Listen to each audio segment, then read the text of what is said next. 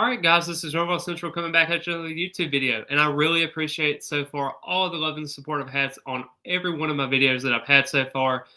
Please be sure to follow my social media accounts, specifically Instagram and Twitter. That's where I'm usually at. I try to do a YouTube video every single day if possible. I know some days are a little bit busy than others, and then there's a couple of different things that kind of get stagnant throughout the time, but I like to always give a little bit of updates here and there. Specialties, I love to talk about recruiting. I love to talk about team news. Florida State football is kind of where I focus most of my content on because, of course, my username on Instagram and Twitter is based off of the head football coach, Mike Norvell. So I just try to keep it football related if I can. I do watch other sports, but those are kind of where I primarily focus on in terms of just the sport.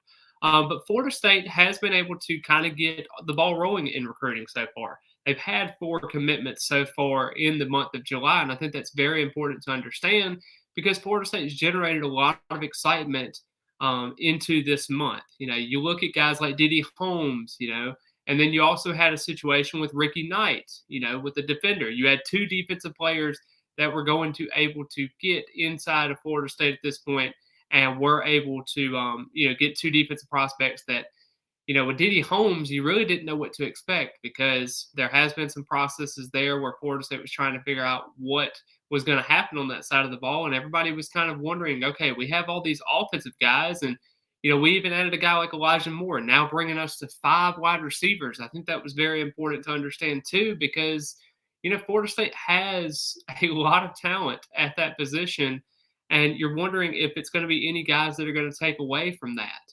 And when you're looking at a lot of guys that are there, with like a Radarius Morgan as well, on the safety position, you have a safety there with the defensive back. You also have Ricky Knight Jr. or Ricky Knight III, as I alluded to before. Passage Retain has, beforehand only had CJ Hurd committed to the class. So of course, when you have 3 of those guys that are already committed to the program at that point, now you're trying to get more prospects into this class. And think about last year, whenever we were able to go in there and get a lot of talented defensive backs, and even add a Ventrell Cyphers that came in from the transfer portal, one of the top corners in the country in terms of just transfer prospects. Florida State wants to basically change that room and change the narrative about the room. When you bring in a new defensive backs coach, as it is, you want to have more consistency in that room, and they're going to have a new voice to lead to after Marcus Woodson went to Arkansas at that point. I do think that Florida State is doing a nice job in defensive back recruiting because they are expanding the board. It's not somebody being stagnant.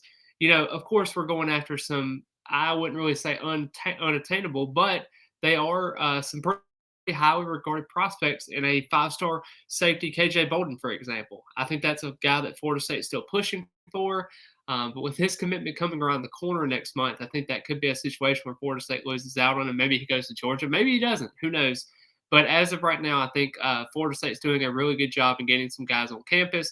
We talked about with Charles Lester. Everybody talks about him nonstop, and he's a 5-star cornerback. Was at Sarasota, Florida, but now is at Venice. And I think he's going to be deciding on July 28th between, Colorado, Georgia, Alabama, Florida State. The teams. Lester's been a target for quite some time, but now 4-star defensive back Jalewis Solomon has actually announced that he will be committing on August the 5th. This is very, very important for Florida State because Solomon, after his official visit that he took at Florida State, he had talked about how Florida State was his #1 school. And coming into it, I mean, Florida State had a huge, huge weekend during that June 23rd weekend where there was several highly touted prospects. And he was one of the few defenders that were able to come in, kind of like a Diddy Holmes, that was able to come in and visit campus. And I think that was very important for him to see. Problem is he actually had a leader with South Carolina from a while back, and now has changed it to Florida State. Now, will that be a idea there? His top 5 does include Florida State, Kentucky, Auburn, South Carolina. There's a lot of schools there that I think can be very in the mix for everything, So you kind of have to figure out what's going to go on with everything, and I just don't know what Florida State's going to do with that because I think it's very important to understand that Solomon is a piece for Florida State that can be taken lightly with that point because you look at his official visits that he's had so far. You've looked at a couple of teams there, and he also wanted to allude to that Auburn was going to be one of his schools that he was probably going to focus on in terms of taking an official visit later on and maybe deciding in August or September. But turns around and now he has a decision where he's going to make an unofficial visit to South Carolina. I believe it's on July 27th, before he makes that decision on August the 5th. And when you look at that, Florida State fans immediately start to worry because if Solomon actually named Florida State as his number one school during this time, there's a lot of different, timelines there in terms of waiting a whole month before deciding instead of being able to decide early, maybe shutting that commitment down and maybe not him visiting other schools.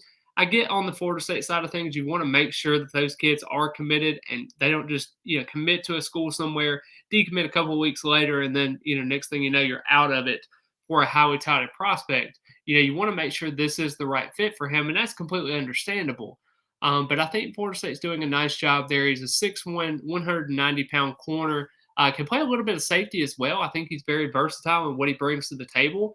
And I just wonder how much Florida State is definitely going to be able to keep pushing for that commitment as we go through the summer, because you're going to have a guy like Charles Lester, hopefully in the class. He has been crystal ball to Florida State for quite some time now. What about a Kevin Levy, who's going to be deciding on July 15th? That's going to be a huge day for Florida State recruiting. Will Levy be one of those guys? Because he has family members with Ricky Knight III. And I think it's very important to understand that too, is because, Levy did actually visit Florida State on June 16th when it was a little bit smaller of an official visit weekend. And he was able to really like the program and what they brought to the table. And, that could be another guy that Florida State can bring to the table. Then you got, 5 guys committed to the program before Solomon even makes his decision. And will they be able to bring him in and hopefully get 6 guys committed to the team and then just kind of see where everything falls? I think it almost lines up like the wide receiver position. You continue to get talented prospects in the position room and then figure out the rest of it later. And I think that may be what Florida State's doing in that regard. I think Solomon is a top guy for them. This doesn't impact anything with Charles Lester. Charles Lester is the number one uncommitted prospect on their board, without a doubt, just making the number one cornerback prospect in their class. And I think that would be exciting to see a 5-star prospect coming back and being able to be there.